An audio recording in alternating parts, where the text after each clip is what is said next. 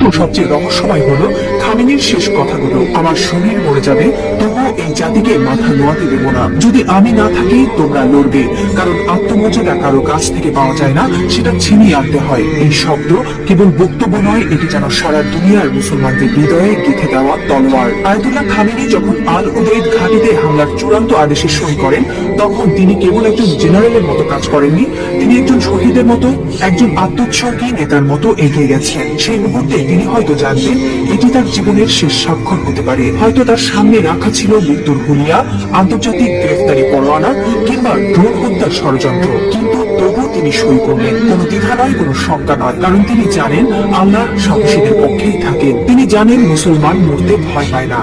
যারা আল্লাহর পক্ষে থাকেন তারা জানে মৃত্যু মানেই পরাজয় নয়, বরং আত্মত্যাগী বিজয়ের শুরু। এই একজন মানুষ এখন আর কেবল ইরানের নেতা নন, তিনি হয়ে উঠছেন সারা বিশ্বের মুসলিম উম্মার প্রতি একজন বিশ্বাসী, একজন অটল মুজাহিদ, একজন সাহসী পিতার মতো। তিনি বলছেন, আমি থাকি বা না থাকি তোমরা লড়বে। হ্যাঁ মুসলিম উম্মাহ, তোমরা মাথা নিচু করো না। লা ইলাহা ইল্লাল্লাহ, আল্লাহ ছাড়া আর কোনো ইলাহ নেই।